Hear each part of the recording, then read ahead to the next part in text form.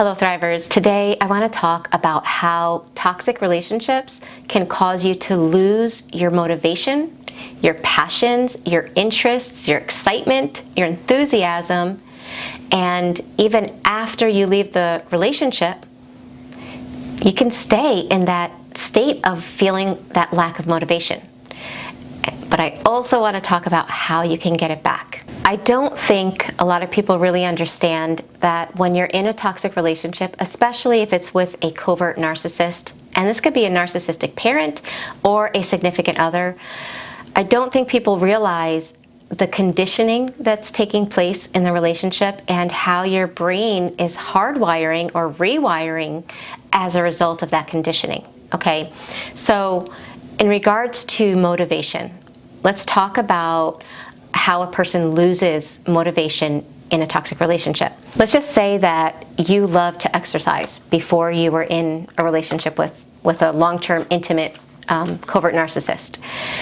And then somewhere along the line, somewhere during the relationship, and sometimes it's not really super clear when it started, because covert narcissists tend to use coercive abuse, where it's very slow yet consistent. You don't even realize you're changing. And it could be that every time you exercise, maybe they give you a look.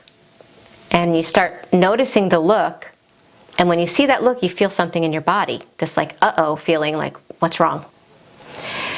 Well, when that's continual, after a while, you start to associate exercise with that feeling, right? That's a very covert way of doing it. If you continue exercising anyway, sometimes the covert narcissist will then up what they do, and it might be that they complain that you don't have time for them. That's the famous one. You never have time for me. What they're basically saying is 24/7 needs to be revolving around them. And if you take 5 minutes for yourself, you have no time for them, right? But you don't understand that at the time. Most people don't understand that in the beginning. So you start stopping the exercise, right? Because, he thinks or she thinks I don't have time for him or her, so okay, let me give them more time. Let me give them more time. Let me sacrifice what I'm passionate about to give them more time. So now you have two things that are happening. You have the look, you have accusations, and the last thing is they could up it again, and if you do happen to exercise every blue moon, it's usually met with such negativity, where there's this huge fight that your brain on a subconscious level now associates exercise with something awful. It's called a paired association. So just the thought of exercise, your body will release certain chemicals that cause you to feel certain emotions. It might be dread. It might be a lack of motivation, because what your brain is trying to do is it's trying to get you to not exercise because it thinks it's protecting you. It thinks, oh, wait a second, if you exercise, something negative will happen, so let's not do that. Let's put it off till tomorrow. Or let's focus on something else. And that can happen and continue to happen even if you're out of the relationship.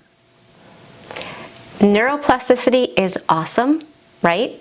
But it has its downside as well, in the sense that if your brain has changed and your brain has formed certain paired associations with things that you used to love, leaving the relationship isn't going to make your brain change back. Just like consistent repetition was used for you to lose your motivation, now you have to start doing consistent repetition with things that get you motivated. Now here's the thing. When you start to go to do those things, and this is where people learn the logic of that, right? They'll hear this part up to here in this video and they'll be like, oh, okay, got it.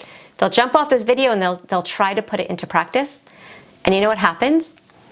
Their body feels all these crazy sensations. Like they're gonna go exercise and it's like this dread, or they feel this tension inside and it doesn't feel good. So what do?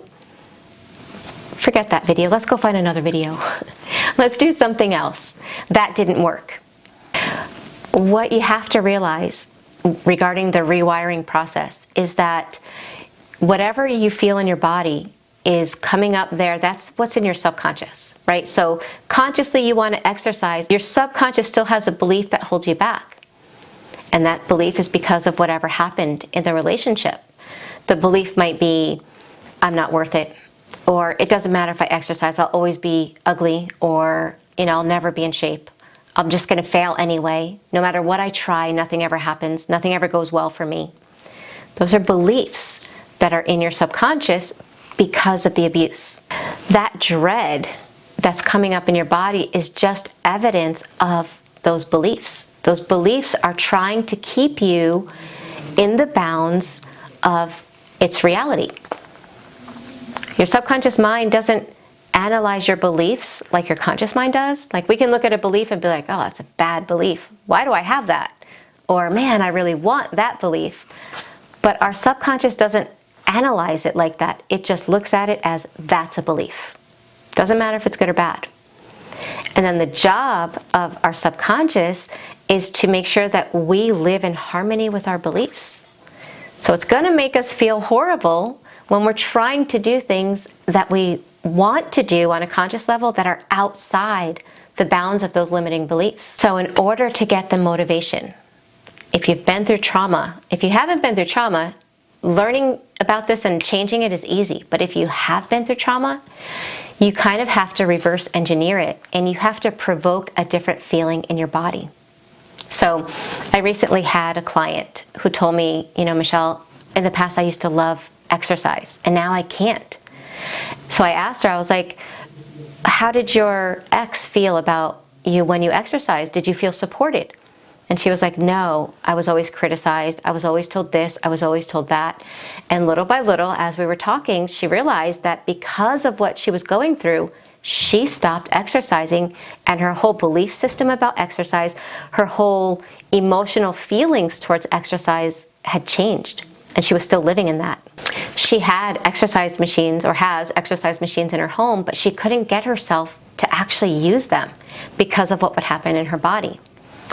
So the way you reverse engineer it with trauma is you have to provoke a different emotion in your body.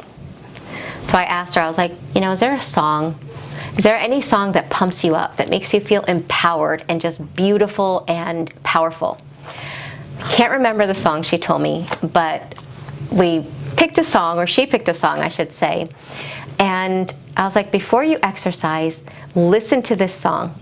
And then as you're walking towards the bike, make sure you're listening to the song and you're dancing. So what she was doing was putting a different emotion in her body. Well, guess what?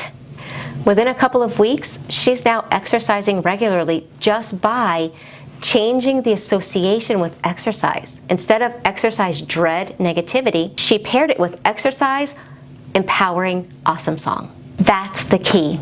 If you want to get your motivation back, you have to pair whatever you're doing with something, with a different emotion, with something that makes you feel positive, engaged, excited. In my case, for anyone that knows my story from way back, there was a time when I lost my joy of reading.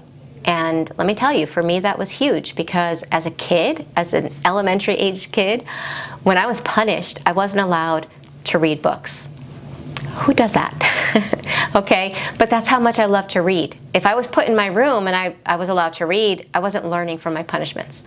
So I guess it was a smart thing, but it just shows how much I loved to read. Okay, I completely lost that joy. I had no desire to pick up a book, and I thought, oh my God, this used to be something I loved. Am I ever going to do this again? Am I ever going to enjoy this again? And again, it was because it was rewired that anytime I read, I was selfish, I was a bad person, I was only thinking of myself, I was horrible, and so that paired association was strong. So I would have to read one paragraph. I would read one paragraph. Now, I was a person that could read a book in a day. I slowed it down to one paragraph, read that paragraph, and then got up and did a little happy dance, or I did something that created or put in my body a different feeling. Well, within a week, that's how fast the reconditioning can be, the rewiring can be. So for anyone wondering how long this is going to take, it doesn't have to take long, okay? Within a week, I'm back to reading. And I read and read, and I always have more books coming, and because it was part of my core personality. But I could only get it back when I rewired the association that I had with reading, and I had to attach it to something positive. So I challenge you,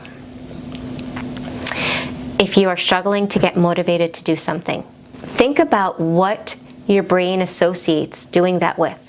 It might be, I'm going to fail, and that could be a belief that was put into you. So find the root cause of the association. Just notice it, right? Notice it with no judgment. Just notice it with no judgment. And now ask yourself, what can I associate that with? How can I put something different in my body so that I associate being motivated with this action with something positive? And then do it over and over and over again, repetition, okay? And then I would love to hear how it goes. So please keep me informed in the comment section below. And again, my Thriver School of Transformation has begun. It is February 2021. Seating is limited, but if you feel like you could benefit from meeting live weekly, make sure you check it out in the description box below.